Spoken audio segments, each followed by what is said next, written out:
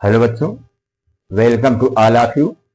जैसा कि हम आपको इंग्लिश ग्रामर में इम्पॉर्टेंट यूजेस पढ़ा रहे हैं, इन इम्पॉर्टेंट यूजेस में अब हम अगला यूजेज आपको पढ़ाने जा रहे हैं।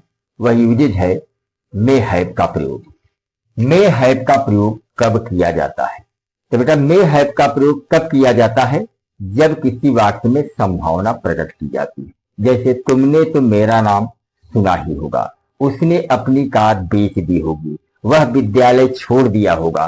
इस तरह के वाक्य, इस तरह के वाक्यों में हम मे हैव का प्रयोग करते हैं। अर्थात हम लिख सकते हैं कि जब किसी हिंदी वाक्य में, जब किसी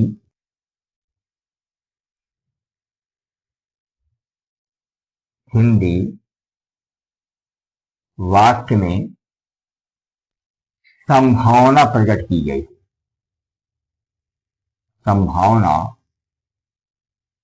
प्रकट की गई हो, ऐसे वाक्यों में, ऐसे वाक्यों में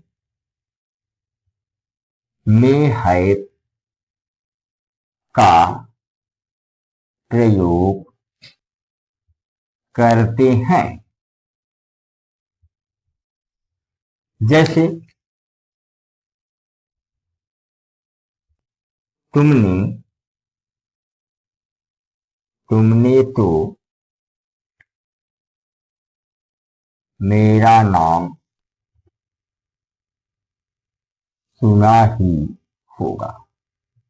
इसमें संभावना व्यक्त की गई है बेटा, इसलिए इसमें मे हैव का प्रयोग हम करते हैं। अब इस तरह के वाक्यों को हिंदी से अगर अंग्रेजी में बनाना है तो इसके लिए एक रूल है बेटा। वो रूल क्या है? वह रूल यह है कि सबसे पहले हम सब्जेक्ट लिखते हैं, सब्जेक्ट के बाद मे हैव लगाते हैं, मे हैव के बाद वर्ब का थर्ड फॉर्म, उसके बाद ऑब्जेक्ट, ऑब्जेक्ट के बाद अदर वर्ड, फिर फुल स्टॉप। यह है अगर किसी वाक्य में संभावना प्रकट की गई हो, ऐसे वाक्यों को हिंदी से अंग्रेजी में बनाना हो तो हम इस सूत्र का प्रयोग करते हैं।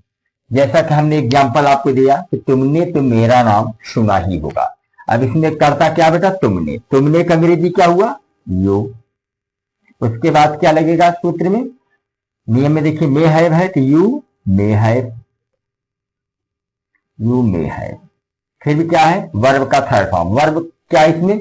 सुना। सुनना का अंग्रेजी हियर होता है और हियर का third form heard, heard my name. वो ऑब्जेक्ट क्या है? मेरा नाम, हर्ड माई नेम। दूसरा एग्जांपल इनसे ले लेते हैं। उसने अपनी कार बेच दी होगी, उसने अपनी कार बेच दी होगी। अब इसमें सब्जेक्ट क्या बेटा? उसने, उसने का अंग्रेजी ही। उसके बाद फार्मूले में क्या है? May have, he may have. उसके बाद वर्ब का थर्ड फॉर्म, वर्ब क्या है? बेचना, बेचना का अंग्रेजी सेल और सेल का थर्ड फॉर्म सोल्ड, सोल्ड। और ऑब्जेक्ट क्या है? अपनी कार, तो हिज साथ अपने के लिए हिज लगता है, sold his car, sold his car बेटा।